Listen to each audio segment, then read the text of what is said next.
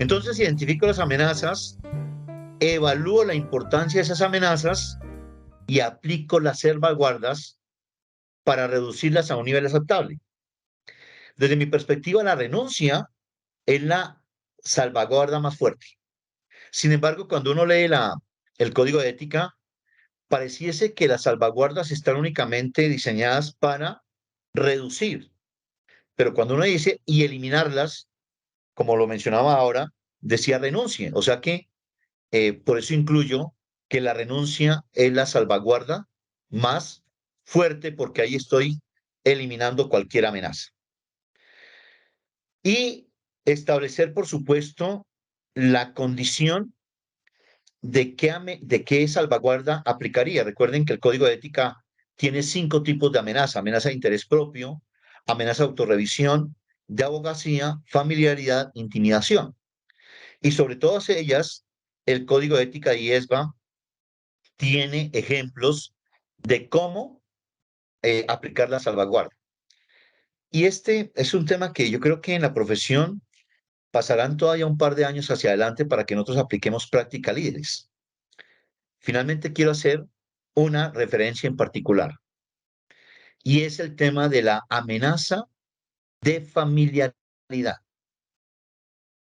Nosotros hoy no tenemos en ninguna norma, en el caso del revisor fiscal, por ejemplo, eh, un tiempo límite para trabajar. Hoy tenemos revisores fiscales atornillados de 30 años en una compañía. Y allí se materializa esa amenaza de familiaridad porque es una relación prolongada o estrecha con un cliente o con la entidad para que se trabaje, que puede hacerlo actuar demasiado afín al contratante. O sea, al final del día ya el revisor fiscal, después de 10 años, lo tratan como el socio de la compañía y él ya no piensa de forma independiente. Ahí tenemos una amenaza de familiaridad. ¿Cuál es la salvaguarda? Miren que nosotros tenemos en Colombia el Código País. Es un código que desarrolló Superfinanciera, perdón, con Confecámaras. Y ahí hay un punto importante donde dice práctica de Código País, que el revisor fiscal rote cada 5 años. Pero como no es una norma, sino que es una práctica líder, nadie la aplica en Colombia. Cuando deberíamos aplicarla para eh, salvaguardar esa amenaza o ser más bien la salvaguarda de esa amenaza de familiaridad. Claro, la norma de calidad dice que el socio debe rotar cada 7 años en un cliente, pero no habla del revisor fiscal, desafortunadamente. Entonces, hoy en Colombia, nosotros no nos autorregulamos y no aplicamos las salvaguardas. Me parece interesante lo que está pasando en las compañías y yo a veces le subí a la compañía con los temas del gobierno corporativo es, ya que los contadores y los revisores fiscales no nos autorregulamos, porque usted puede hacer ese cambio. Si usted tiene un equipo de trabajo, entonces usted ya lleva 5 años, pues pase a ser revisor fiscal suplente y el suplente a principal y está eliminando esta amenaza de familiaridad, porque usted se va a un periodo de enfriamiento para después en 2 años retomar. Y usted podría continuar como firma en un cliente 40 años, siempre y cuando haga la rotación del revisor fiscal y del equipo de trabajo. Eso sería una salvaguarda en la aplicación de la amenaza de familiaridad. Y no lo hacemos. Entonces, ¿por qué digo en el gobierno corporativo? Porque yo le digo, invertámoslo. Ya que nosotros no somos capaces de autorregularnos, lo hacen las empresas.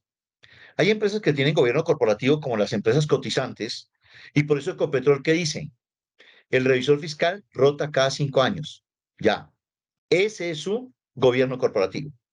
Y yo le digo a los empresarios, ¿cree usted en sus estatutos donde diga que el revisor fiscal, el tiempo máximo es 5 años?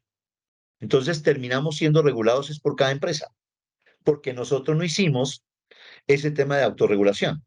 Y miren que nos quitarían, entre comillas, porque no puedo desconocer que esto es un negocio, si el cliente, como sucede en Ecopetrol, dice la revisión fiscal rota cada 5 años, ahí rota la firma, Si yo me autorregulara y yo le digo, señor cliente, mi política indica que dentro de mi equipo va a rotar cada 5 años, yo como firma podría permanecer 40 años y cada 5 años roto al responsable o designado como revisor fiscal y roto mi equipo de trabajo.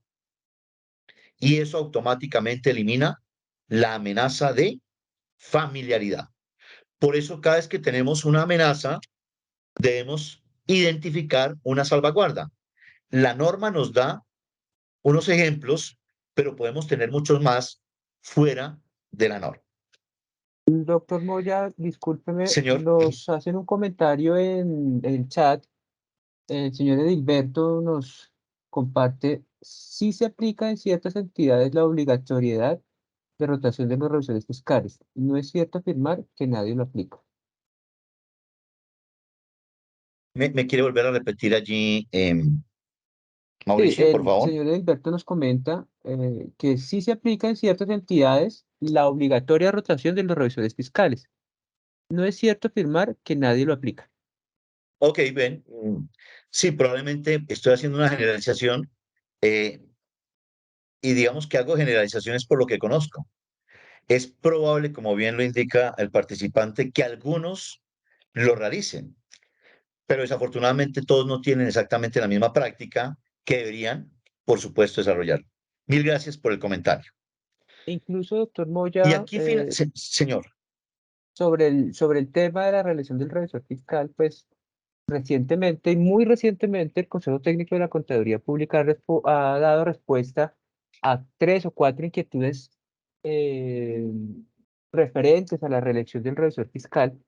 En particular, pues traigo a colación esta del concepto 156 del 20 de abril de la semana pasada. Básicamente, y está referenciado específicamente a la propiedad horizontal y lo que dice es em, que se reitera que la legislación no ha previsto un límite para que el revisor fiscal pueda ser nombrado por varios periodos, pero una reelección indefinida puede ocasionar amenazas de familiaridad y de interés propio para las cuales deben aplicar salvaguardas.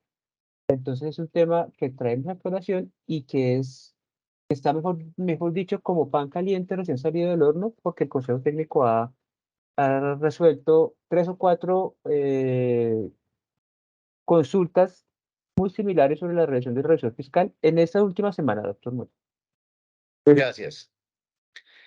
Y finalmente aquí recordemos el nivel sancionatorio que tenemos, ¿no? Amonestación, multa, suspensión de la inscripción profesional y la cancelación de la inscripción profesional.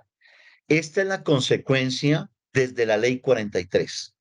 Allí en el artículo 37 están estos requerimientos y digamos que es la consecuencia en algunos casos de la aplicación. Todo esto es por tema de ética, que es bastante curioso. O sea, cuando ustedes consultan la página de la Junta, que esto es un tema público, las sanciones que se han aplicado, usted recurrentemente ve violación al artículo 30 y algo punto X, 31.x, que siempre ha sido al tema el tema de ética. Entonces, aquí mi recomendación final es, pues nos tenemos que devolver. Cada vez que hagamos una actuación, hagamos esa revisión de tal manera que estemos tranquilos en el desarrollo de nuestro ejercicio profesional.